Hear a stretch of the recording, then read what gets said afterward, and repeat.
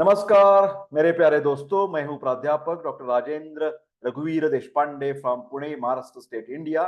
मैं आप सबका मेरा आयुर्वेदा एकेडमी यूट्यूब चैनल में सहर्ष स्वागत करता हूं। As you know, I am MD in ayurvedic medicine and also MD in ayurvedic physiology. I have the excellent team of the doctors to serve you, to serve for the humanity. I have the gynaecologist, paediatrician, every surgeon. So whenever you want to come to Pune for Panchakarma, we have also the best Ayurvedic hospital with my team of doctors, and you can take the advantage of that. You will get all the Abhyanga, Shirodhara, etc. All the treatments, Keralian treatments, traditional Vamana Virechana, Basti Rakta Moksha Nasya, Ivarna Surna Prashana Samskar, all the facilities, Ayurvedic facilities are available in Ayurvedic Hospital Pune with the team of my doctors. Okay, so today topic, आज का जो topic है राष्ट्रीय भाषा हिंदी में मैं अभी बात सब करता हूं हर एक वीडियो में, क्योंकि मैं चाहता हूं कि आरोग्य साक्षरता बढ़ाने की जरूरत है भारतवर्ष में। क्योंकि सब लोग तो बहुत शिक्षित होते हैं, उच्च शिक्षित होते हैं, चाहे वो क्या बोलते हैं ना, सीईओ होते हैं या कंपनी के डायरेक्टर्स होते हैं, मैनेजर्स होते हैं, कंपनी के आईटी सेक्टर्स में काम करते हैं, आईआईटी होते हैं पीपल, सीए होते हैं, सब BA, BCom, BSc, MA, MCom, सब डिग्रीज आपके पास है। फिर आरोग्य के बारे में कभी कभार मैं ऐसा दावा नहीं करता कि किसी को कोई पता नहीं है। फिलहाल ज्यादातर लोगों में आरोग्य विषयक अज्ञान ज्यादा दिखाई देता है। तो उसके लिए डॉक्टर देशपांडे हिंदी भाषा में, चाहे वो ये स्टूडेंट्स के लिए वीडियो है, चाहे मतलब कौमार भृत्य तंत्र, ये जो हमारा सब्जेक्ट होता है BAMS स्टूडेंट्स के लिए, या MD MS आयुर्वेद के लिए, तो ये तो स्टूडेंट्स को लोगों को जरूर फायदा ही मिलने वाला है, क्योंकि पूरा का पूरा स्क्रिप्ट अंग्रेजी में है और मैं उसका जो क्या बोलते हैं ना व्याख्यान करता हूं, उसका स्पष्टीकरण देता हूं, वो सरल हिंदी भाषा में देता हूं। आज का टॉपिक बच्चों के लिए, मतलब जिस घर में जन्म से लेकर 16 उम्र तक आयुर्वेद के हिसाब से चिल्ड्रन, बाल किसको कहा जाता है, किसको कहेंगे कि ये बाल है? बाल का मतलब सिर्फ जन्म हुआ और 6 महीने हो गए, 1 साल का हो गया बच्चा, 2 साल का, सिर्फ वो बाल है, ऐसा नहीं है। आयुर्वेद की बाल की डेफिनेशन जो है, व्याख्या जो है, वो हम कहते हैं, आयुर्वेद कहता है कि जन्म से लेकर 16 उम्र तक हमारी परिभाषा में वो चिल्ड्रन कहलाते हैं, और बाद में वो एडोलेसेंस हो जाता है, बाद में वो यंगस्टर्स बन जाता है, तारुण्यावस्था आ जाती है और बाद में वृद्धावस्था आ जाती है। तो आयुर्वेद के हिसाब से हमारी पूरी जीवन का 3 विभाग में वर्गीकरण किया हुआ है। एक है बाल्यावस्था, जिसमें हमारी बच्चों के शरीर में कफ दोष का आधिक्य होता है। आप तो जानते हैं आयुर्वेद की त्रिदोष थ्योरी, बायो एनर्जी प्रिंसिपल्स। वात दोष हर एक मूवमेंट के लिए जिम्मेदार है, पित्त दोष पूरे शरीर का पचन व्यापार, डाइजेशन, मेटाबॉलिज्म के लिए जिम्मेदार है, कफ दोष हमारी शरीर की स्टेबिलिटी, न्यूट्रिशन, ग्रोथ के लिए जिम्मेदार है। ये वात पित्त कफ जब संतुलित अवस्था में हर एक व्यक्ति के शरीर में होते हैं, तब सब व्यक्ति का आरोग्य परिपूर्ण बन जाता है। जब वात पित्त कफ कभी असंतुलित हो गए, इम्बैलेंस्ड हो गए, तो व्यक्ति को व्याधि हो जाता है। बिल्कुल सिंपल सा तरीका है। तो जन्म से लेकर मृत्यु तक हर एक व्यक्ति में वात पित्त कफ बायो एनर्जी, जिसको आयुर्वेद में त्रिदोष माना है, वो उपस्थित है, उसमें कोई आशंका नहीं है। फिलहाल जब हम तुलनात्मक दृष्टि से देखेंगे तो बच्चों में बाल्यावस्था में जन्म से लेकर 16 वय तक 16 बाल्यावस्था में वात पित्त की तुलना से कफ दोष का आधिक्य होता है। तारुण्यावस्था from the age of 16 to up to the age of 40 ये तारुण्यावस्था होती है। तो उसमें पित्त दोष का तुलनात्मक दृष्टि से, वात कफ तुलनात्मक दृष्टि से पित्त दोष का तारुण्यावस्था में, यंगस्टर्स में ज्यादा आधिक्य होता है।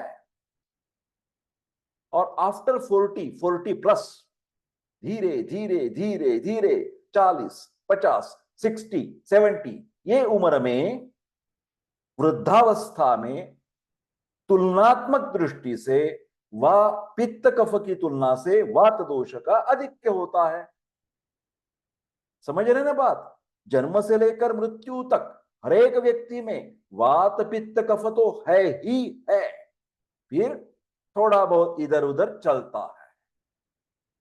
आज की ये लेक्चर में, व्याख्यान में हम बच्चों के बारे में बात करने वाले हैं, और बच्चों को भी कभी कभार आत्ययिक अवस्था, इमरजेंसी आ सकती है। ऐसे व्याधि निर्मित हो जाते हैं कि तुरंत दवा पानी करने की जरूरत है, भागदौड़ करने की जरूरत है। हेलो हेलो एम्बुलेंस 108 इन महाराष्ट्र स्टेट, एम्बुलेंस को बुलाना चाहिए और बच्चे को तुरंत इंटेंसिव केयर यूनिट या अस्पताल में एडमिट करने से ज्यादा फायदा मिलेगा। इस घटना को हम सिलेबस में प्राण रक्षा विधि बताया गया है, जिसमें प्राण जा सकते हैं बच्चों के। जब हमने तुरंत कार्रवाई नहीं की, अस्पताल में एडमिट नहीं किया, अच्छी तरीके का उपचार नहीं किया, तो बच्चों की जान जा सकती है। तो उसकी जान बचाने के लिए जो शब्द प्रयोग करते हैं वो है प्राण रक्षा विधि। ये वीडियो 3rd पार्ट है। पहले प्राण रक्षा विधि पार्ट 1, प्राण रक्षा विधि पार्ट 2 वीडियो मौजूद है। आप कृपा करके मेरे चैनल की प्लेलिस्ट दिखने की कृपा करें। प्लेलिस्ट में लिखा है बाल रोग कौमार वृत्त तंत्र क्लासेस। छोड़ दो वो क्लासेस वगैरह, सभी के लिए वीडियो है। ऐसे नहीं कि सिर्फ स्टूडेंट्स का क्लास मैं बना रहा हूं, इसी तो हिंदी भाषा में बात कर रहा हूं। तो आज का चालू करते हैं चर्चा। पहला व्याधि हमने लिया है एक्यूट रीनल फेल्यूर। यहां पर देखिए, किडनी का प्रॉब्लम है। किडनी, बच्चों की किडनी खराब हो गई, बिगड़ गई, गुर्दे की शिकायत है ये। और कैसी है? तुरंत, ऐसा नहीं है कि महीनों से लेकर सालों से लेकर ये गुर्दे की शिकायत चल रही। वो तो हो सकता है, फिर अभी की जो चर्चा चल रही है इमरजेंसी की बात कर रहा हूं मैं, एक्यूट, किडनी का कार्य खत्म, स्टॉप, बंद।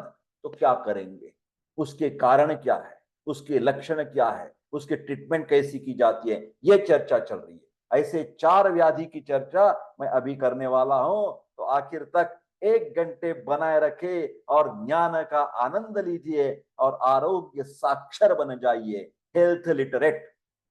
चलो चालू करते हैं। Definition and introduction.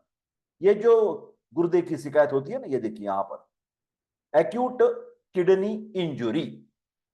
हमारी किडनी को कुछ ना कुछ इंफेक्शन हो गया और किसी तरह से प्रॉब्लम आ गई तो उसका कार्य स्टॉप हो गया, तो उसको बोलेंगे एक्यूट किडनी इंजुरी, अंग्रेजी में बोलते हैं AKI। और एक शब्द है acute renal failure, ARF। Okay, तो this is abrupt decline in the renal function. हमारी गुर्दे का, हमारी किडनी का सबसे बड़ा महत्वपूर्ण कार्य आप जानते हैं क्या? किडनी का कार्य है यूरिन फॉर्मेशन, पेशाब की निर्मित। हमारी जो खून है उसमें सब वेस्ट प्रोडक्ट, खराब चीजें सब तरह से पूरे ऑर्गन, पूरे सेल्स डाल देते हैं ब्लड में, और वो ब्लड आ जाता है गुर्दे में, किडनी में। उधर उसका फिल्ट्रेशन किया जाता है। फिल्ट्रेशन के बाद जो भी पदार्थ हमें लगते हैं कि शरीर के लिए काम नहीं आने वाले, उनको भगा दो, उनको छोड़ दो, get out, get out of the body. उसमें सबसे बड़ा एक खराब चीज है, उसका नाम है यूरिया, UREA। यूरिया नाम का एक पदार्थ है भैया, वो वेस्ट प्रोडक्ट है, खराब बेकार वाली चीज है, उसको बाहर फेंकने की जरूरत है। अंदर रहा तो तकलीफ देगा आपको, इसीलिए यूरिया को फेंकने के लिए यूरिन बन जाती। यूरिन में से सबसे, पेशाब में से सबसे बड़ा महत्वपूर्ण वेस्ट प्रोडक्ट है, उसका नाम है यूरिया, UREA। तो ये फिल्ट्रेशन कार्य जो है वो किडनी का एक स्टॉप हो जाता है। एक आपकी कल्पना करवा देता हूं मैं, हमारे घर में भी बहुत ही डिफरेंट डिफरेंट स्ट्रक्चर्स होते हैं। किचन होता है ना, सिटिंग रूम होती है, बेडरूम होता है, कभी कभार टेम्पल भी होता है छोटा सा, हमारी भगवान की पूजा अर्चा करने के लिए। नहाने की जगह होती है, और एक जगह आप भूलना नहीं चाहिए, और उसको बोलते हैं लैट्रिन, जहां पर टट्टी की जाती है घर की फैमिली मेंबर्स।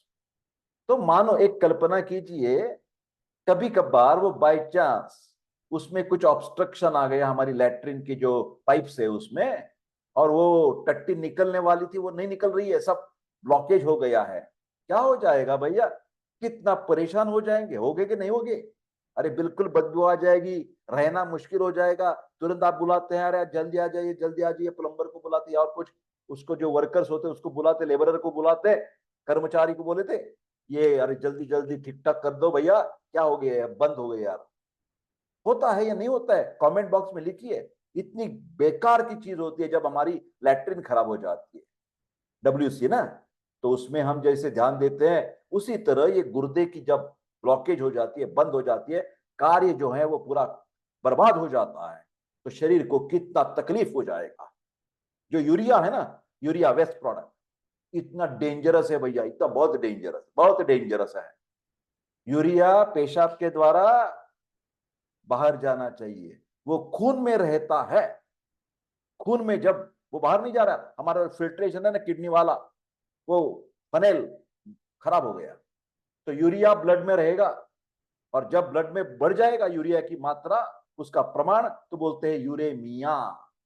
यूरेमिया खतरनाक, खतरनाक विष है, विष, टॉक्सिन, पूरे शरीर को बर्बाद कर देगा। Brain damage, kidney damage, liver damage, heart damage, खटाखट खटाखट, मल्टी ऑर्गन फेल्योर, आदमी खलास, बच्चा खलास। इसीलिए मैं कह रहा हूं कि एक्यूट रीनल फेल्योर की जानकारी हर एक को होने की जरूरत है। ठीक है, ये देखिए यहां दिखे, clinically manifesting as a reversible acute increase in the nitrogen waste product, जैसे मैंने अभी यूरिया की बात की, वो यहां पर लिखा है। ठीक है, ये यूरिया और क्रिएटिनिन, इसका प्रमाण प्राकृत है तो ठीक ठाक है, खून में थोड़ा बहुत तो यूरिया क्रिएटिनिन रहेगा प्राकृत तरीके से, उसका प्रमाण आप माप सकते हैं, खून की जांच करवा सकते हैं। बच्चे की खून की जांच कराने से पता चलता है यूरिया की मात्रा प्रमाण कितना है, क्रिएटिनिन का प्रमाण मात्रा कितनी है, और हम समझ सकते हैं कि किडनी काम कर रही है नहीं कर रही है। जल्दबाजी से आपने अस्पताल में एडमिट कर दिया, ट्रीटमेंट कर दी, रिवर्सिबल है, ठीक ठाक हो जाएगा, पूरी किडनी अच्छी हो जाएगी। नहीं, आपने कुछ जल्दबाजी या मतलब ये नहीं किया, कॉशियस एफर्ट्स नहीं लिए, तो क्या हो जाएगा, पूरी हानि हो जाएगी, डायलिसिस लगाना पड़ेगा, कभी कभार जीवन को भी खतरा आ सकता है। पहले तो पेशेंट बेशुद्ध हो जाएगा, बाद में कोमा, बाद में डेथ। हाँ, तो सावधान। ये देखिए, conditions which lead to the renal failure, क्यों होता है, हमारी गुर्दे का कार्य क्यों खत्म होता है, ये देखिए, ये चीजें हैं यहां पर। इसके द्वारा डैमेज होता है, क्या होता है, decrease the blood flow to the kidney, उसके जो रक्त प्रवाह है वो बिल्कुल एकाएक स्टॉप हो गया। ऐसा कब होता है, जब एक्सीडेंट हो जाते हैं, पूरा का पूरा रक्तस्राव हो जाता है, ज्यादा खून निकलता है, शरीर से बढ़ जाता है, तो किडनी को भी खून कम मिलता है, तो किडनी का काम बंद हो जाएगा। कभी कभार सर्जरी बनती है, कभी कभार शॉक में पेशेंट जाता है। अब ये धूप वाले दिन है, ग्रीष्म ऋतु है, समर सीजन है, बाहर में जाकर कभी कभी लोगों को हिट एग्जॉशन भी होता है, हिट शॉक भी होता है, हिट स्ट्रोक बोलते हैं, हिट स्ट्रोक, आदमी गिर जाता है रास्ते पर धूप की वजह से, है ना, तो उसका अफेक्शन, ब्लड सर्कुलेशन कम होने का कारण किडनी भी बंद हो जाएगी।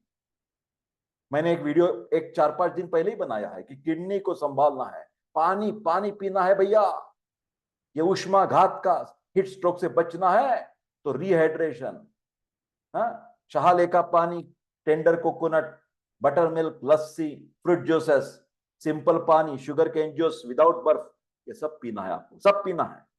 ऑब्स्ट्रक्शन और blockage along the urinary track, कभी कभार उधर अवरोध हो जाता है, जो आर्टरी होती है ना, रीनल आर्टरी, उसमें भी स्टेनोसिस हो सकता है, सोनोग्राफी के द्वारा इसका पता चलता है, एंजियोग्राफी के द्वारा। जैसी हमारी हृदय होती है ना, कॉर्नरी आर्टरी ब्लॉक हो सकती है, उसी तरह रीनल, गुर्दे की भी आर्टरी ब्लॉक हो सकती है। हाँ हाँ, मैं बोल रहा हूं, जैसे हार्ट अटैक आता है, ये किडनी अटैक है। समझ रहे कि नहीं? ठीक है। Haemolytic uraemic syndrome, E coli नाम की इंफेक्शन हो जाता है, किडनी खराब हो जाती है। इंजेक्शन ऑफ सर्टन मेडिकेशन, कभी कभार हमारी दवा पानी ऐसे आयुर्वेद हो, एलोपैथी हो, वो रीनल टॉक्सिक होती है, जिसके द्वारा किडनी की खराबी होती है। कई मेडिसिन लीवर टॉक्सिक होते हैं। तो जब ये मेडिसिन चलती है ना, तो बार बार लीवर का ध्यान देना है तो लीवर फंक्शन टेस्ट करवाए, किडनी का तरफ ध्यान देना है तो रीनल फंक्शन टेस्ट, मतलब यूरिया क्रिएटिनिन की जांच करवाएं। आपको पता चल जाएगा कि आपकी मेडिसिन किडनी की ऊपर कुछ गलत तो काम नहीं कर रही है, पता चल सकता है। ठीक है। ग्लोमेरुलोनेफ्राइटिस नाम की एक बीमारी है, सूजन आ जाती है पूरी किडनी को। एनी कंडीशन जिसके द्वारा ऑक्सीजन का सप्लाई किडनी को कम हो जाता है। Exposure to the heavy metals, कभी कभार हमारी जो कॉपर होता है या गोल्ड होता है या सिल्वर होता है, आर्सेनिक कंपाउंड्स होते हैं, ऐसे कुछ मेडिसिन में इस्तेमाल किए जाते हैं और स्पेशल ऐसा बोला जाता है, वो गलत चीज है। फिलहाल मैं आपको बताना चाहता हूं कि आयुर्वेद के ऊपर कुछ लोग गलत फहमी से आरोप लगाते हैं कि आयुर्वेद की मेडिसिन की वजह से किडनी खराब हो गई। नहीं भैया, ऐसा कभी नहीं हो सकता, कभी नहीं हो सकता। चैलेंज, जब आप आयुर्वेद वाली metallic compounds, हर्बो mineral tablets use करते हैं, बहुत ही अच्छी कंपनी का इस्तेमाल कीजिए।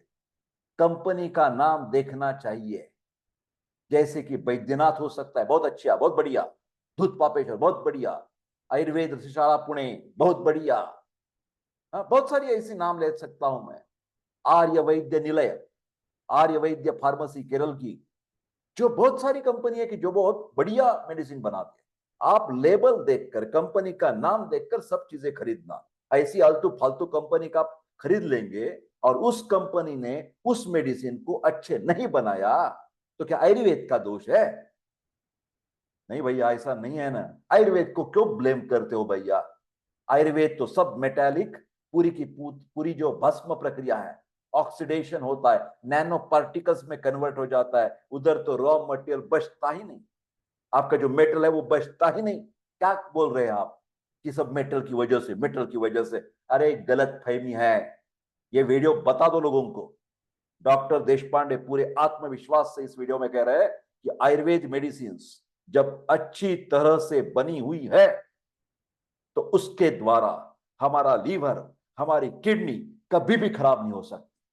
चैलेंज, ओपन चैलेंज है मेरा। जब पेपर में पढ़ते हैं ना उधर उधर की बातें, पहले जाकर पूछो, पहले जाकर पूछो उस बातमीदार को, रिपोर्टर को, दिखाओ मेरे को मेडिसिन, दिखाओ कौन सी कंपनी का है, किसका रजिस्ट्रेशन है, जीएमपी नॉर्म है क्या उसके पास। सब चीजें डालो ना पेपर में भैया। सिर्फ बता देते आयुर्वेद मेडिसिन के द्वारा उसकी किडनी खराब हो गई। शर्म नहीं आती आपको? शर्म नहीं आती क्या ऐसे कहने से? अरे आयुर्वेद को क्यों ब्लेम लगाते हैं? पूरी जान पहचान नहीं है, पेपर में डालते नहीं है कौन सी कंपनी का है, जीएमपी वो कंपनी का नॉर्म है या नहीं है, खाली खाली लिख देते हैं। आपको क्या बिकना चाहिए ना पेपर, आपका न्यूज बननी चाहिए ना, टीआरपी बढ़ना चाहिए। ऐसा नहीं होता भैया। माफ कर दीजिए, मेरी ये अंतर वाली आत्मा बोल रही है। जोर जोर से बातें कर रहा हूं, मेरी अंदर की आवाज आपको सुनने को आ रही है? नहीं? कमेंट बताइए मेरे को। मैं कह रहा हूं कि आयुर्वेद के ऊपर खामखा ब्लेम करना गलत चीज है। आयुर्वेद की दवा से कुछ प्रॉब्लम है तो आप कोर्ट में जा सकते हैं, उस कंपनी के ऊपर आप दंड केस दाखिल कर सकते हैं, हो जाइए जो भी हो जाना है। फिर ये बातें ऐसी होती कि आलतू फालतू, कई बार ये ऐसी मामूली सी बेकार वाली कंपनी रहती है, पैसे वाली, पैसे से फ्रॉड करने वाली कंपनी, ऐसा वैसा माल बना देती है, लोगों को बेचती है। ऐसा तो आयुर्वेद में क्यों, मॉडर्न में भी होता है। क्यों नहीं होता? होता है, सब में होता है। बेकार वाला मेडिसिन बना दिया, इंजेक्शन के द्वारा लोग तो मर जाते हैं। तो ये साइंस की दोष नहीं है। एलोपैथी अच्छी है, आयुर्वेद अच्छा है, होम्योपैथी अच्छी है। जो औषध बनाने वाले हैं, जो औषध बिकने वाले हैं, उनके ऊपर ध्यान देने की जरूरत है। माफ कर दीजिए, किडनी वाला प्रॉब्लम चल रहा तो मैं रह नहीं गया। आगे चलते हैं, यहाँ पर देखिए, इन्फेक्शन और द ट्रॉमा, ये सब बातें यहाँ पर बताइए। जंतु संसर्ग हो गया किडनी में, या कभी कभार कुछ मेडिसिन से गया, सब बातें मैंने आपको बता दी। आगे चलते हैं हम, उसके सिम्टम्स क्या रहेंगे जब किडनी खराब हो जाएगी, तो क्या क्या हो सकता है। यहां पर देखिए सिम्टम्स। पहले तो कभी कभार ब्लीडिंग हो सकती है, यहां वहां ब्लीडिंग, रक्तस्राव हो सकता है। हाँ? पेशाब के द्वारा ज्यादातर, जिसको हिमेचुरिया बोलते हैं। उसके बाद बुखार आ सकता है, कभी कभी पूरे शरीर के ऊपर कुछ स्किन पैचेस, रैश आ सकता है। ब्लडी डायरिया, लूज मोशन चालू हो जाएगी, जिसमें रक्तस्राव है, रक्तज अतिसार कहा जाता है। उल्टी ज्यादा हो रही जाएगी, पेट में दर्द चालू हो जाएगा, यूरिन पेशाब पास करने में कभी कम रहेगी, ओलिगुरिया, या पूरी की पूरी यूरिन बंद हो जाएगी, एनुरिया बोलते हैं। तो ये शिकायत हो सकती है। Swelling on the tissues, oedema आ सकता है, इन्फ्लेमेशन ऑफ द आईज, ये सब चीजें आ जाती है। ये देखिए, तो उसके ऊपर डॉक्टर लोग हम अस्पताल में क्या क्या सोचते हैं और क्या क्या करते हैं, ये देखिए यहाँ पर लिखा है ट्रीटमेंट के बारे में, चिकित्सा के बारे में। धीरे धीरे करके देखेंगे। तो पहले तो जब एडमिट हो जाता है, डॉक्टर के पास आ जाता है, तो उसकी उम्र क्या है, वो बच्चे की पूरी की पूरी इम्यूनिटी कैसी है, उसकी हालत कैसी है, आरोग्य वाली स्टेटस कैसी है, उसके पहले कुछ बीमारी थी क्या बच्चे को, जुवेनाइल डायबिटीज था क्या, उसको कुछ कोरोना जैसी बीमारी हो गई थी क्या, और बहुत सारी हम हिस्ट्री पूछते हैं, है ना। उसके बाद एक्सटेंट ऑफ द डिसीज, ये जो डिसीज है किस हद तक उसकी तीव्रता बढ़ गई है, ये देखते हैं। यूरिया मात्रा कितनी है, क्रिएटिनिन कितना बढ़ गया है। Type of the disease, whether ये जो किडनी का प्रॉब्लम है एक्यूट है या क्रॉनिक है, वो भी हम देखते हैं। आगे चलकर हॉस्पिटलाइजेशन तुरंत करना चाहिए, मैंने बता दिया। हॉस्पिटल में लाने के बाद इंट्रावेनस फ्लूइड, सीरा के द्वारा हम उसको इंट्रावेनस कुछ फ्लूइड देने की कोशिश करते हैं, ठीक है। तो ये बात चल रही है। Electrolyte to replace the depleted blood volume, क्योंकि जब ब्लड वॉल्यूम कम हो गया है, मतलब रक्त का पानी कम हो गया है, तो किडनी को एडिक्वेट पूरे का पूरा रक्तस्राव नहीं मिल सकता, तो इसके लिए आईवी फ्लूइड्स की जरूरत रहती है। कभी कभार किडनी का कार्य कम हो गया है, तो थोड़ा सा उत्तेजना देने के लिए डायूरेटिक, जिसके द्वारा मूत्र का प्रमाण बढ़ जाएगा, ऐसी कुछ डायूरेटिक्स हम देते हैं। क्लोज मॉनिटरिंग सबसे बड़ी चीज होती है कि इलेक्ट्रोलाइट जो क्षार होते हैं हमारे शरीर के, जैसे सोडियम है, पोटेशियम है, कैल्शियम के, इसका भी स्टडी, ब्लड खून जांच की जाती है, और इसकी मात्रा भी अच्छी तरह से रखने की कोशिश अस्पताल में की जाती है। मेडिकेशन दिया जाता है, कभी कभार ब्लड प्रेशर कभी कभार बढ़ जाता है किडनी के प्रॉब्लम में। किडनी का संबंध हमेशा ब्लड प्रेशर से लगा होता है, तो किडनी के प्रॉब्लम में बहुत ज्यादा लोगों का ब्लड प्रेशर बढ़ जाता है, तो वो नॉर्मल रखने की डॉक्टर लोग कोशिश करते हैं। स्पेसिफिक डाइट, मतलब जिसमें जो मात्रा होती है, सोडियम की मात्रा कम है तो बढ़ाना चाहिए, ज्यादा बढ़ी हुई है तो कम करना चाहिए। ये सब हम हिसाब से बता देते हैं कि प्रोटीन कितना रखना चाहिए हमारे खाने पीने में, क्योंकि अभी किडनी का कार्य फेल हो रहा है, यूरिया बढ़ रहा है, तो प्रोटीन जब हम खाते हैं तो प्रोटीन मेटाबॉलिज्म में यूरिया बाय प्रोडक्ट है, वो प्रॉपर रखने के लिए प्रोटीन का प्रमाण, नमक का प्रमाण, ये हम डॉक्टर लोग बता देते हैं। आगे चलते हैं, इनिशियल क्या क्या इन्वेस्टिगेशंस किया जाता है। तो यहां पर लिखा है कि पहले दफा हम तो कंप्लीट ब्लड काउंट बोलते हैं, पूरे पूरे शरीर में हीमोग्राम बोलते हैं उसको, हीमोग्राम और ईएसआर। ज्यादातर जब ईएसआर करना होता है तो वो खाली पेट जाकर करना है। सिंपल सा हीमोग्राम है तो दिन में कभी भी आप कर सकते हैं।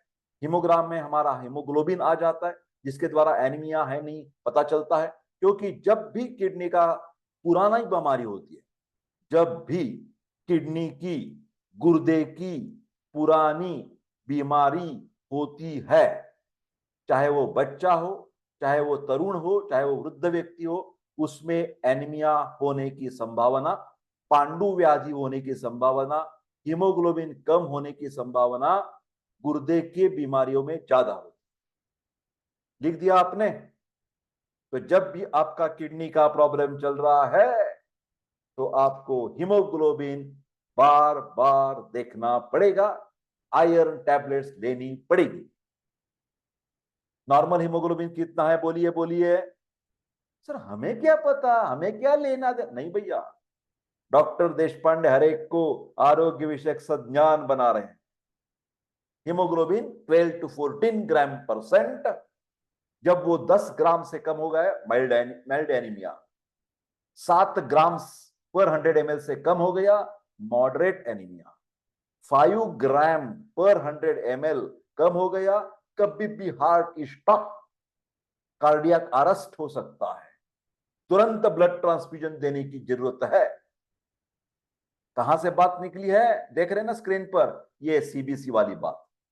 उसके साथ कंप्लीट ब्लड काउंट में हीमोग्लोबिन समझ में आ गया, रेड ब्लड सेल रक्त कण पेशी का प्रमाण समझ में आ गया, WBC व्हाइट ब्लड सेल श्वेत पेशी का प्रमाण समझ में आ गया। क्या है श्वेत पेशी, व्हाइट ब्लड सेल्स? सोल्जर्स है हमारे शरीर के, सोल्जर्स। जब भी इंफेक्शन होता है तो WBC का प्रमाण बढ़ जाता है। नॉर्मल कितना होता है? 4 to 11,000 पर क्यूबिक mm।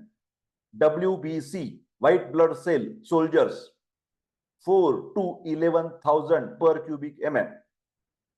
11,000 के बजाय 15,000 हो गया, हम बोलेंगे माइल्ड इंफेक्शन हो गया।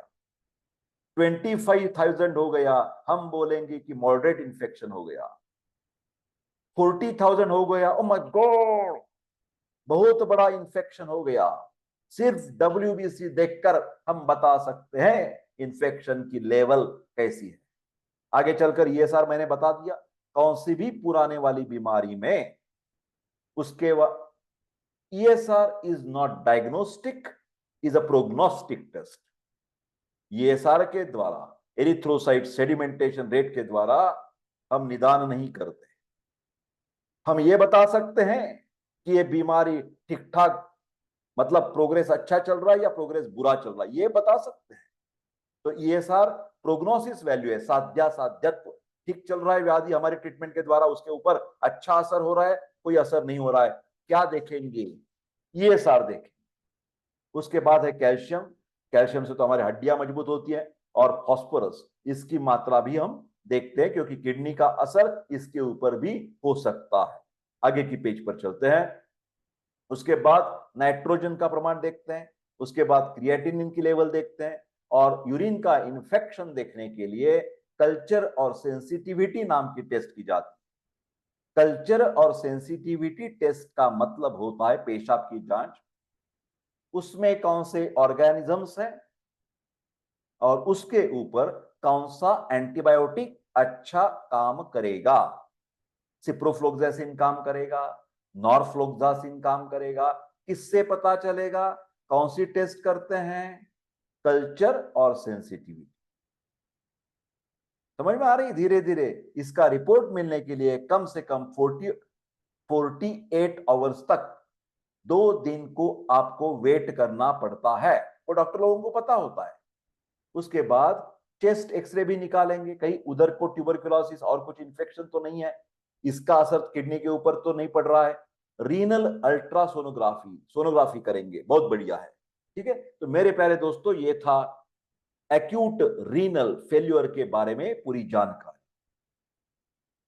एक सेकंड का पॉज लिया और तुरंत आगे बढ़े डॉक्टर देशपांडे। आगे की शिकायत है बच्चों के लिए from the birth to the up to age of 16 years, वो है फेब्राइल कन्वल्जन्स। जब बुखार तेज हो जाता है और उसका असर यहां पर, बुखार का असर ब्रेन में, मतलब 100 डिग्रीज फ़ारेनहाइट है, नॉर्मल तो होता है, सबको मालूम है टेम्परेचर कितना होता है। कमेंट बॉक्स में लिखिए हर एक व्यक्ति का टेम्परेचर बताइए, बताइए कितना होता है। Right it down on the comment, type कीजिए। ज्ञान बढ़ाना है हमें, ज्ञान बढ़ाना। ठीक है, तो आगे की बात बताओ, नॉर्मल आप बताना है, मैं नहीं बताऊंगा, अभी नहीं बताऊंगा।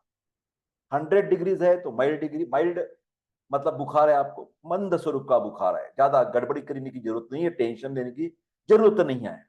जब वो 100 से आगे जाएगा 102 तक, तो हम बोलेंगे मॉडरेट, जरा सावधान। 102 से आगे चल रहा है, कम नहीं हो रहा है, अस्पताल अस्पताल अस्पताल, एडमिट कीजिए, क्योंकि ये तेज बुखार है और तेज बुखार से अनकॉन्शियस, बेशुद्ध, कभी कभार मृत भी हो सकता है व्यक्ति। आपको क्या करना है घर में? बोलिए बोलिए, क्या करना है? बुखार आया तो पूरा कपड़ा लूज करना है।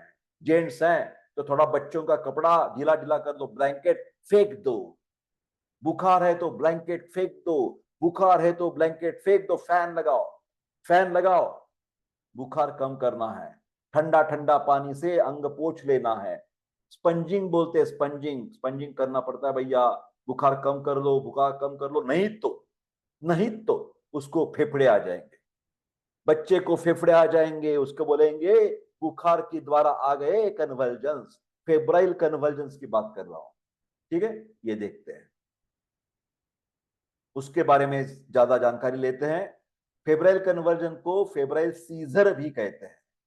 ये ज्यादातर किससे निगडित है? जब हमारा बच्चे का शरीर का तापमान 101, 102, इतने बहुत आगे आगे चल रहा है, without any serious underlying health issue. मतलब उसको एपिलेप्सी वगैरह नहीं है, ये सिर्फ बुखार तेज हो गया है।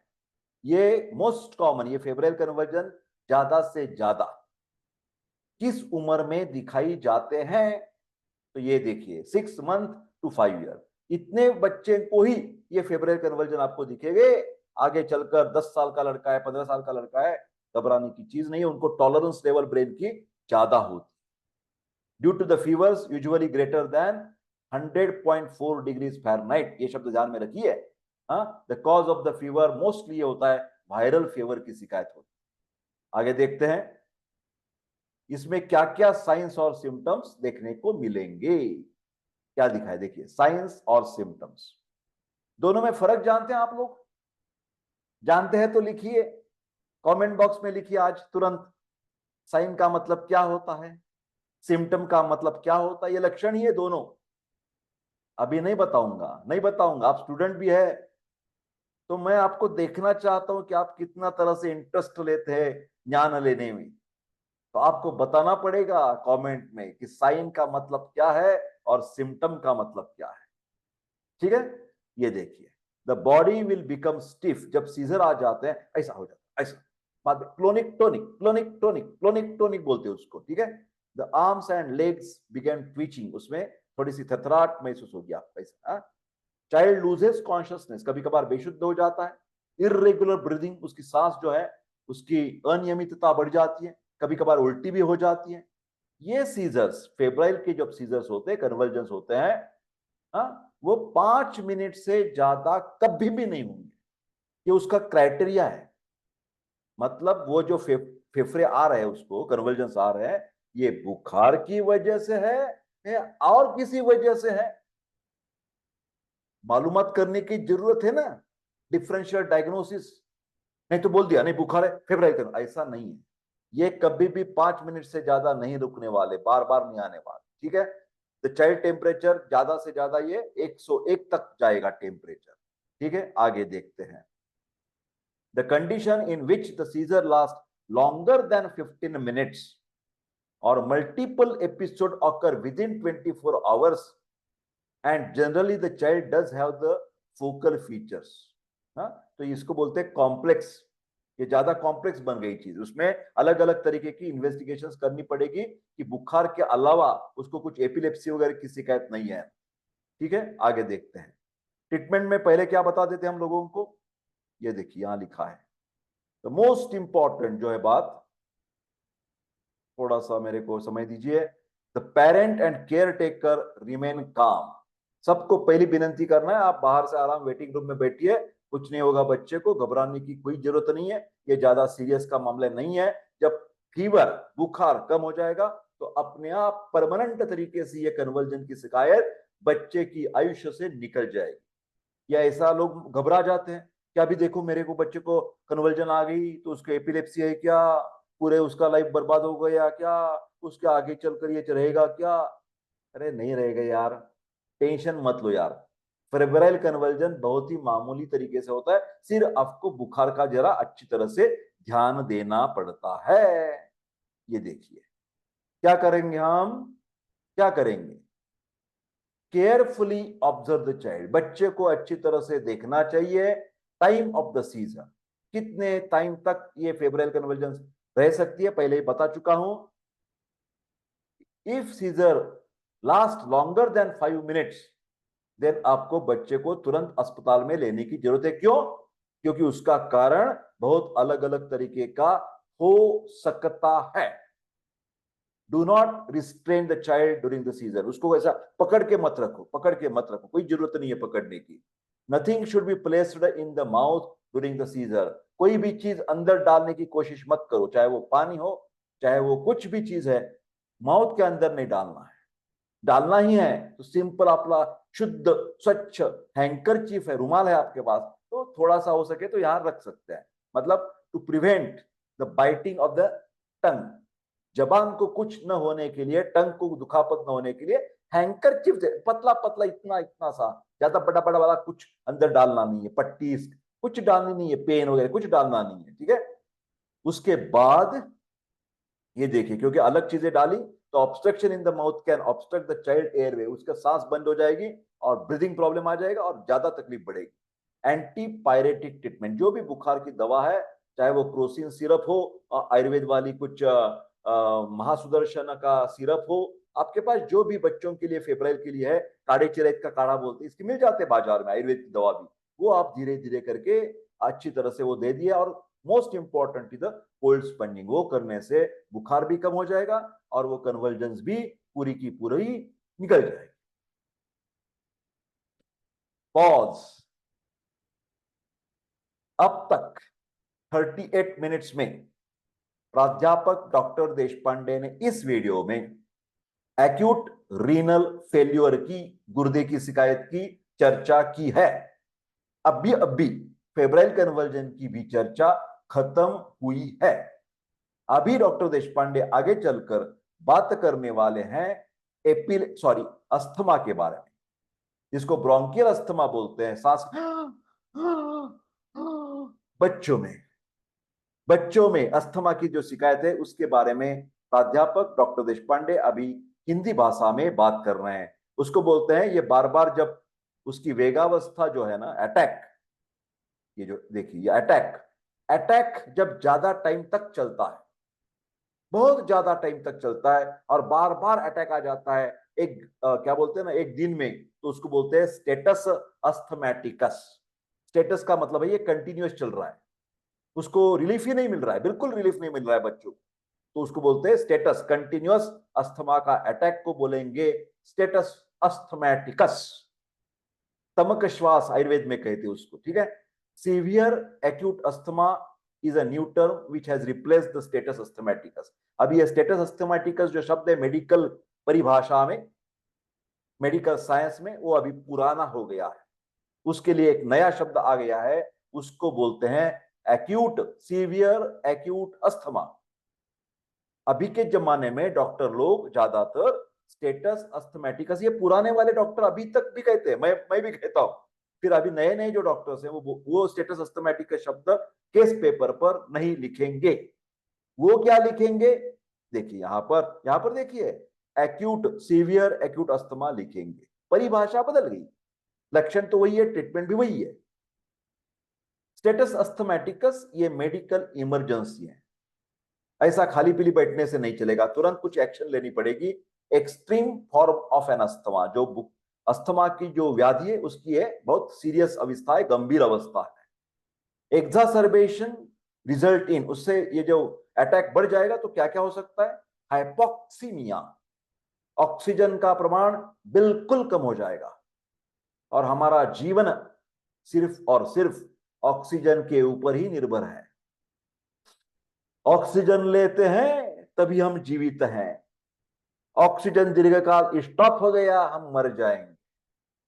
तो स्टेटस अस्थमैटिकस में सीवियर एक्यूट अस्थमा का अटैक आने पर ऑक्सीजन की कमी हो जाती है और क्या हो जाता है, hyper cardiac and secondary respiratory failure, मतलब हृदय भी बंद पड़ सकता है और श्वास भी बंद पड़ सकता है, ट्रीटमेंट नहीं मिला तो, ठीक है। Status asthmaticus is a progressively worsening condition, धीरे धीरे वो शरीर को ईजा पहुंचाने वाली चीज है। It is unresponsive to the usual appropriate therapy, जो रेगुलर तरीके से बच्चे को हम जो सिरप दे रहे हैं, हाँ देते हैं ना लोग, अस्थैलिन सिरप देते हैं और कुछ सिरप देते हैं, वो काम नहीं कर रहे, अभी पफ देते हैं उससे काम नहीं बन रहा है, with adrenergic drugs and leads to the pulmonary insufficiency. उससे फेफड़े की जो काम करने की ताकत है वो धीरे धीरे कम हो जाएगी। आगे चलते हैं। इसकी पैथोलॉजी क्या है, इसकी जानकारी यहां पर दी हुई है। पैथोलॉजी क्या है देखिए, क्या क्या चीजें लिखी हैं, विकृत क्या क्या हो जाता है। पहले तो ये इन्फ्लेमेटरी डिसीज है, हमारी पूरी सांस मार्ग को सूजन आ जाती है। उसके बाद क्या होता है, कई एलर्जी होता है। ज्यादातर अस्थमा का मूलभूत कारण एलर्जी है, चाहे वो धूल की एलर्जी हो, फ्यूम्स, चाहे वो धूली कण डस्ट की एलर्जी हो सकती है, कभी कभार खाद्य पदार्थ की एलर्जी हो सकती है, कभी कभार मेडिसिन की एलर्जी हो सकती है, कभी कभार पोलन ग्रेन की एलर्जी हो सकती है, अंडे की एलर्जी है, पीनट की एलर्जी है, बहुत सारे फ्यूम्स, सेंट सेंट की एलर्जी हो सकती है। तो उसके द्वारा जब ये एलर्जेन अटैक करते हैं तो मसल स्पैज्म, यहां वाला सांस मार्ग में, ट्रैकिया में, ब्रोंकस में जो मसल होते हैं वो ऐसे कॉन्स्ट्रिक्ट हो जाते हैं, ऐसे बिल्कुल स्पैज्म आ जाता है। और पूरे एयरवे में, हमारी सांस मार्ग में सूजन और जो म्यूकस सिक्रीशंस है वो चिपके जाते हैं, पूरे पूरे सांस मार्ग में चिपके हुए होते हैं, ऐसे यहाँ पर चिपके, उसको बोलते हैं म्यूकस प्लगिंग। तो उसके द्वारा क्या हो जाएगा कि वो एक प्रकार के सेल्स को उत्तेजित करेंगे, उसको बोलते हैं मास्ट सेल, मास्ट सेल। और उसके बाद लिम्फोसाइट नाम के एक सेल्स होते हैं, सफेद पेशी का एक प्रकार है, डब्ल्यूबीसी का एक प्रकार है, वो बढ़ जाएंगे और उसके द्वारा और भी कुछ केमिकल्स जो हैं उसकी सिक्रीशंस बढ़ जाएगी। ठीक है, ये साइटोकाइंस बढ़ जाते हैं तो अस्थमा का अटैक और बढ़ता है। एयरवे बिकम इरिटेबल, वो बहुत पूरा इरिटेशन हो जाता है श्वास मार्ग के लिए। Inflamed, susceptible to the obstruction triggered by the allergen, जैसे मैंने अभी कहा, कभी कभार इंफेक्शन से भी ये सब प्रॉब्लम चालू हो जाता है, कभी कभार इरिटेंट्स जो हम बोलते हैं ना, एयर पोल्यूशन के द्वारा अटैक 100% बढ़ेगा। जब बारिश के दिन आते हैं, पूरे ब्लैक क्लाउड्स होते हैं, उसी में भी अटैक बढ़ सकता है। ये क्या कभी कभार हो जाता है, irritable and damage to the airway, पूरा विकृत हो जाता है। उसके द्वारा सिंपैथेटिक और पैरासिंपैथेटिक हमारी जो मेंदु की सिस्टम है वो उत्तेजित हो जाती है। उसके बाद और इन्फ्लेमेशन बढ़ जाएगा। Obstructed airway causes the premature airway, बंद हो जाता और हमारा ऑक्सीजन का जो सप्लाई है, बाहर का एटमॉस्फेरिक ऑक्सीजन पूरे फेफड़े के अंदर एल्वियोलाई में जाना चाहिए और ब्लड में घुस जाना चाहिए, तो ब्लड को, खून को ऑक्सीजन की कमी महसूस होती है। उसके द्वारा ये जो रुकावट है वो निकालने की निसर्गतः कुछ प्रयत्न किए जाते हैं, जैसे कि इंक्रीज कफ ऐसे कुछ लेने की कोशिश करता है वो बच्चा, वो आदमी, वीजिंग साउंड आ जाती है जब स्टेथोस्कोप हम लगाते हैं या दूर से भी पेशेंट की आवाज में,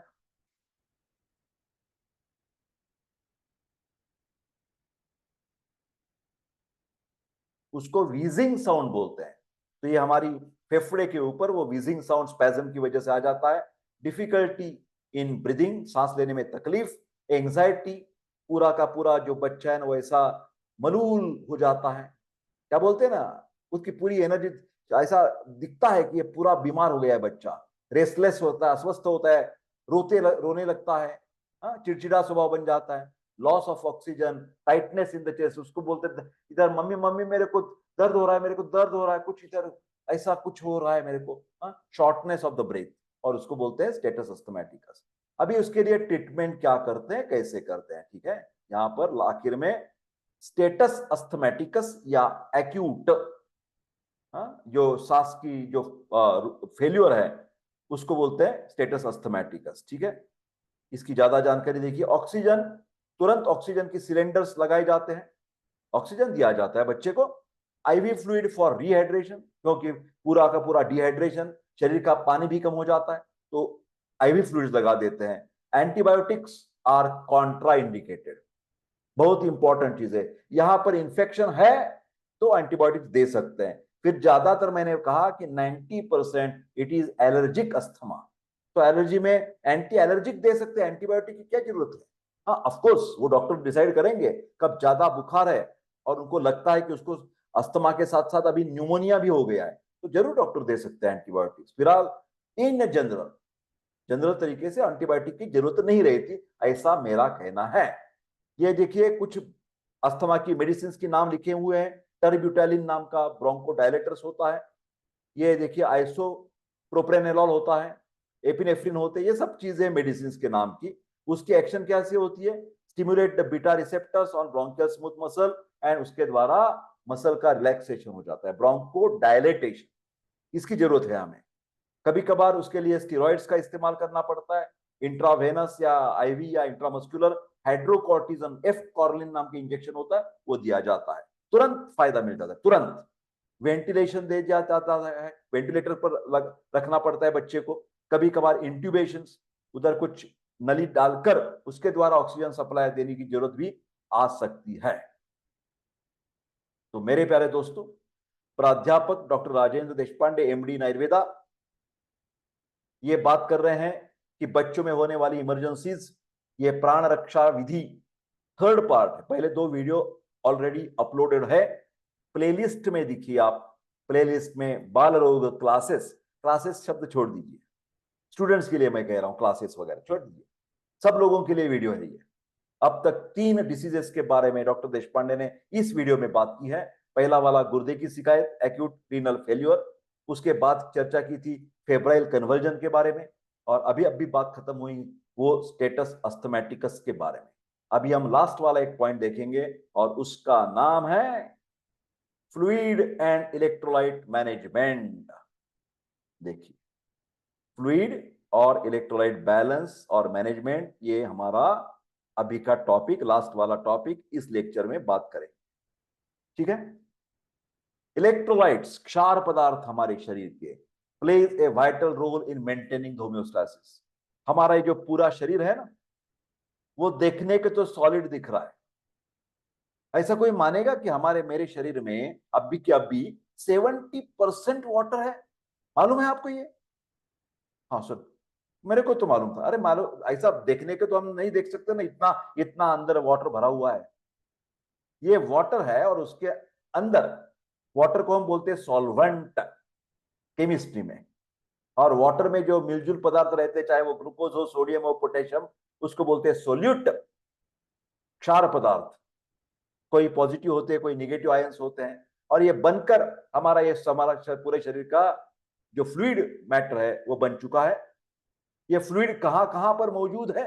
पानी, पानी ये ज्यादातर पेशी के अंदर होता है, उसको बोलते हैं इंट्रा सेलुलर फ्लूइड। पेशी के बाहर होते हैं, उस फ्लूइड को बोलते हैं एक्स्ट्रा सेलुलर फ्लूइड, ईसीएफ। ये प्रमाण नॉर्मल रहता है आईसीएफ, ईसीएफ का। मतलब अंदर कम पड़ गया पानी तो बाहर से अंदर जाएगा पानी, है ना। बाहर पानी कम पड़ गया तो अंदर से बाहर जाएगा पानी। तो intra cellular fluid, extra cellular fluid. पेशी के बाहर का जो पानी है ना, उसमें भी प्रकार होते हैं, 2 प्रकार होते हैं। हमारे पेशी के बाहर रक्तवाहिनी होती है, वेसल्स, ब्लड वेसल्स, रक्तवाहिनी। तो रक्तवाहिनी के अंदर खून है, खून में पानी है। और रक्तवाहिनी के अलावा पेशी के आसपास जो खाली प्लेस, खाली स्पेस है, खाली जगह है, उसमें भी पानी भरा हुआ होता है। उसको बोलते हैं इंटरस्टिशियल फ्लूइड। इंटरेस्टिंग नहीं, इंटरेस्टिंग फ्लूइड, इंटरेस्टिंग नहीं, इंटरस्टिशियल फ्लूइड, इंटरस्टिशियल फ्लूइड, ध्यान में रखिए। ये सब शब्द आरोग्य विषयक सज्ञानता धीरे धीरे मालूम। हमारे शरीर की जानकारी हमें नहीं होगी तो किसको होगी? होनी चाहिए। नहीं सर, हम क्या करेंगे, डॉक्टर को पता हो? नहीं भैया, थोड़ा थोड़ा आप भी सज्ञान बनने की कोशिश कीजिए। तो ये पानी कम ज्यादा होता होने की पॉसिबिलिटी है, बिल्कुल पॉसिबिलिटी है। जब एक आधा पेशेंट को ज्यादा लूज मोशंस हो गए, वोमिटिंग हो गई, पूरा का पूरा पानी चला जाता है, जिसको बोलते हैं डिहाइड्रेशन। पानी चला गया, इलेस्टिसिटी लॉस्ट, संकन आइज, पेशाब को कमी, बेशुद्धावस्था। पानी पिलाते हैं ना, सलाइन लगाते हैं, घर में इलेक्ट्रोलाइट्स देते हैं, पानी देते हैं बनाकर, है ना। ये एक हो गई बात की जहां पर डिहाइड्रेशन हो गया। कभी कभार पानी अंदर रह जाता है इंटरस्टिशियल फ्लूइड में, बाहर नहीं जाता, पेशाब की कुछ शिकायत है वगैरह वगैरह, तो पूरे शरीर को सूजन आ जाएगी। मतलब ओवर पानी हो गया शरीर से, गरज से, नीड से ज्यादा पानी हो गया, तो कौन सा व्याधि बनेगा? इडिमा बनेगा। और पानी बिल्कुल कम हो गया, अपोजिट, तो बोलेंगे डिहाइड्रेशन, और उसके द्वारा हाइपोवॉल्यूमिक शॉक। पेशेंट बेशुद्ध पड़ सकता है, मर भी सकता है पानी कम होने से। तो ये ध्यान वाली चीज है, fluid and electrolyte management. Electrolytes play a vital role in maintaining the homeostasis. ये जो साम्यावस्था है, हमारे शरीर की सब अवस्था संतुलित होती है, उसमें कमी ज्यादा हो गया तो हमारे व्याधि चला होता है, मतलब व्याधि बन जाता है। तो होम्योस्टेसिस का मतलब होता है संतुलित अवस्था हमारी शरीर की। तो they help to regulate the heart, इसके द्वारा हमारी हृदय अच्छी तरह से चलती है, ब्रेन का फंक्शन अच्छा चलता है, पूरे शरीर का जल पानी इलेक्ट्रोलाइट का बैलेंस रहता है, ऑक्सीजन अच्छी तरह से पेशी तक जाता है और एसिड बेस बैलेंस बन जाता है। आगे चलते हैं, यहां पर देखते हैं इलेक्ट्रोलाइट इम्बैलेंस, इसका असंतुलन कब हो जाता है? Excessive ingestion of the water, जरूरत से ज्यादा हम पानी पिएंगे तो तकलीफ में आ जाएंगे। डिमिनिश्ड इलेक्ट्रोलाइट एलिमिनेशन, जब किडनी की खराबी हो गई और बाहर नहीं जा रहे इलेक्ट्रोलाइट्स तब भी तकलीफ हो सकती है। एक्सेसिव इलेक्ट्रोलाइट एलिमिनेशन, एक तो कम हो सकता है या ज्यादा एलिमिनेशन हो सकता है। जैसे हमने डायूरेटिक्स दे दी पेशेंट को, हार्ट वाला पेशेंट है, हमारी मूत्रल दवा चल रही है, तो उसके साथ साथ कभी कभार ये सोडियम ज्यादा चला जाता है बाहर, सोडियम की तो जरूरत होती है, लवण की जरूरत होती है। सॉल्ट कम पड़ने पर हमारे बूढ़े लोगों के पैर में क्रैम्प्स आ जाते हैं, उसको बोलते हैं काफ पेन। कभी कभी फेंटिंग अटैक पे आ सकती है, इरिलेवेंट टॉक चालू हो जाता है, ड्राउजी बन जाता है पेशेंट। ये सब इम्बैलेंस है, ठीक है। The most electrolyte disturbance involves the abnormality, यहां पर देखिए थोड़ा सा एडजस्टमेंट मेरे को करना पड़ेगा। Abnormality in the level of sodium, potassium, calcium, ये तीन आयंस बहुत ही महत्वपूर्ण है। Other electrolytes imbalances are common and often occur in conjunction with the major electrolyte changes. Chronic laxative abuse, टट्टी साफ न होने के लिए आप बार बार एनिमा का, सोप वाटर एनिमा का इस्तेमाल कर रहे ना, ये गलत वाली चीज है। कभी कभार सीवियर डायरिया हो जाता है, लूज मोशंस, कभी वोमिटिंग हो जाती है, तो उसकी अभी अभी मैंने बात की, उसके द्वारा डिहाइड्रेशन हो जाएगा, ठीक है। आगे चलते हैं, सॉरी थोड़ा सा मेरे को एडजस्टमेंट करना पड़ेगा पेज का। फ्लूइड एंड इलेक्ट्रोलाइट मैनेजमेंट की मैं बात कर रहा था और लूज मोशन से ये असंतुलित हो जाता है, ऐसा मेरा कहना था। तो यस, यस यहां पर बहुत ठीक ठाक आ रहा है। ये देखिए यहां पर at the 24th weeks of gestation age, हाँ 6 महीने तक babies total body water content is close to 80%। देखिए बच्चे में पानी कितना है of the total body weight, पूरे शरीर का जो वेट है उसमें से 80% पानी का वेट है। Slowly decrease until the child is around 1 year of age, जैसे बच्चा बड़ा बड़ा हो जाता है तो थोड़ा थोड़ा पानी का प्रमाण थोड़ा नॉर्मल एडल्ट जैसे हो जाता है। When total body water content is about 60% of the total body wait. Examination of the child, जब ये असंतुलन हो जाता है तो क्या क्या हम देखते हैं, यहां पर मैं आपको बताना चाहता हूं। यहां पर देखिए, यहां पर ये सब चीजें आपको देखनी पड़ेगी, ठीक है। स्किन कैसी हो जाती है जब डिहाइड्रेशन हो जाता है? तो ड्राई स्किन हो जाती है। ये जो है ना हमारे यहाँ इलास्टिसिटी देखने के लिए सिंपल तरीका मैं बता रहा हूँ। फोर आर्म देखिए, उसको एक चिमट बनाना है, हाँ ऐसे ऐसे देखिए, और छोड़ देना है। जब हमारे डिहाइड्रेशन रहता है तो ये रिंकलिंग वैसे की वैसे रहेगा, जब डिहाइड्रेशन नहीं है तो ऐसा कर दिया तो नॉर्मल हो जाएगी स्किन। तो ये देखते हैं ड्राई स्किन। पुअर टर्गोर, मतलब इलास्टिसिटी लॉस हो जाएगी। संकन आईबॉल, हमारी जो आंख है वो अंदर चले गए ऐसे हमें दिखाई देगा। Pale, loss in elasticity. CVS cardiovascular system पर उसका असर क्या हो सकता है, यहां पर देख सकते हैं आप। ब्लड प्रेशर जो है ना वो पूरा ड्रॉप डाउन हो जाएगा। और पल्स रेट फास्ट और फीबल, उसको क्या बोलते हैं, जल्द हो जाएगा, मतलब 72 के बगैर वो 100 हो सकता है। पल्स पल्स की बात कर रहा हूं यहां पर। फिलहाल वो 3D होती है। और फीबल मतलब नॉर्मल ठैक ठैक ठैक ठैक ऐसा नहीं होता। फीबल, आवाज को सुनने को स्पर्श के द्वारा वो बहुत फीबल लगती है, ठीक है, उसमें जान नहीं है ऐसी पल्स लगती है। नाड़ी परीक्षा। रेस्पिरेटरी सिस्टम, डिहाइड्रेशन के द्वारा सांस बढ़ जाती है, सांस लेने को तकलीफ हो जाती है, कभी कभार सांस रुक भी सकती है। Deep shallow respiration. Fluid is more, उल्टी बात है, जब ज्यादा पानी बढ़ जाएगा शरीर में तो क्या हो जाएगा, मॉइस्ट ब्रेथ साउंड, फेफड़े में पानी ज्यादा आ जाएगा और कफ की शिकायत बढ़ जाएगी।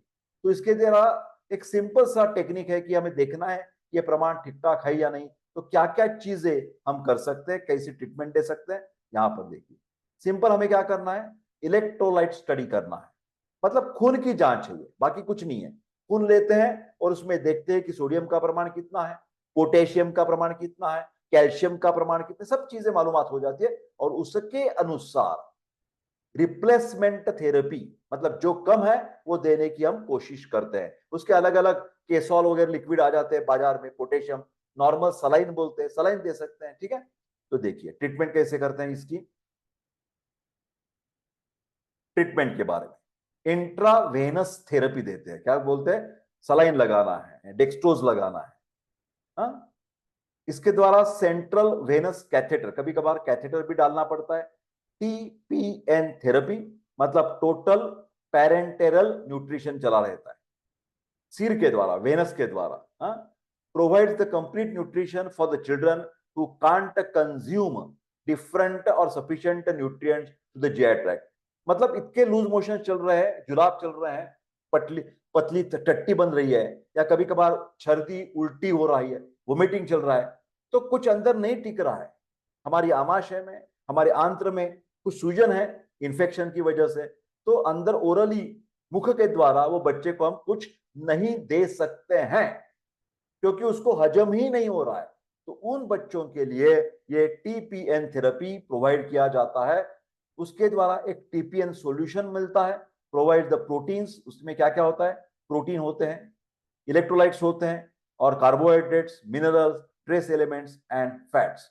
फिलहाल ध्यान में रखिए, एक्सपर्ट वाली चीज है, हमारी घरगुती बात नहीं है। ज्यादातर एक्सपर्ट डॉक्टर्स उसके लिए इस्तेमाल ये करते हैं। कॉम्प्लिकेशंस ऑफ टीपीएन, कभी कभार इंफेक्शन या लीवर, यकृत का कार्य बिगड़ सकता है। सिंपल सी चीज है, हम घर पर क्या कर सकते हैं, ओरल रिहाइड्रेशन थेरेपी दे सकते हैं, मतलब लेमन जूस, सिंपल तरीका। जिसको भी उल्टी जुलाब होता है तो बाजार में तो इलेक्ट्रोलाइट्स के पैकेट्स भी मिल जाएंगे, नहीं तो घर बैठे बैठे हम क्या कर सकते हैं, एक क्या बोलते हैं ना, बड़ा वाला तांबिया ले सकते हैं, वेसल ले सकते हैं, उसमें करीबन करीबन बोल रहा हूं मैं 250 मिली बॉइल्ड और कूल्ड वाटर ले सकते हैं। 20 मिनट्स तक बॉइल्ड किया हुआ, उबाला हुआ पानी उसमें ले लीजिए, उसमें 4 चम्मच शक्कर डाल दीजिए, उसमें हाफ लेमन जूस डाल दीजिए, और आधा स्पून नमक डाल दीजिए। ये सब मिक्सचर जो बन जाता है उसको बोलते हैं ओरल रिहाइड्रेशन सॉल्यूशन, ORS नाम से। ये घरगुती मैंने दवा बता दी आपको। एक आपको जार लेना है, जिसमें 250 ml का बॉइल्ड और कूल्ड वाटर डालना है, पानी डालना है। उस पानी में 4 बड़े चम्मच शक्कर डालनी है, उसके साथ एक आधा नींबू, लेमन, उसमें जूस डालना है। उसके बाद एक या आधा चम्मच नमक डालना है, और ये सब मिलाकर जो बनता है उसको बोलते हैं ORS। तो चम्मच चम्मच, धीरे धीरे, चम्मच चम्मच, हर 10 मिनट को वो बच्चे को हम चम्मच के द्वारा ये दे सकते हैं घर पर। जहां हॉस्पिटल में जाने के लिए जब टाइम लगता है तो ये घर पर तुरंत चालू करना चाहिए, जिसके द्वारा ये बच्चे की जो डिहाइड्रेटेड है, जिसको उल्टी और जुलाब की शिकायत बन रही है, वो बच्चा की जीवित बचाने के लिए हमें घर में ओरल रिहाइड्रेशन सॉल्यूशन का इस्तेमाल करना चाहिए। उसके साथ साथ आयुर्वेद में 2 चीजें बताई हैं जो आप लिख सकते हैं, जिसको बोलते हैं लाजामंड, हमारी जो जिसको हम मराठी में लाया बोलते हैं, जिसको राइस के पफ जो होते हैं ना, तो उलाया लेकर उसको भी पानी में डालकर, वो उबाल कर, वो ठंडा करके, वो भी पूरा मिक्सर में मिलाकर वो लाजामंड देने से ये एनर्जी भी टिकी हो रहती है और इलेक्ट्रोलाइट बैलेंस भी बना रहता है। उसके साथ साथ बुखार जैसी बीमारियों में हम षडंगोदक बोलते हैं। षडंगोदक का मतलब है मेडिकेटेड वाटर। जैसे कि हम हमेशा कहते हैं कि मुस्ता परपट उशीर चंदन नागरही श्रुतम शीतम जलम देयम पिपासा ज्वर शांत।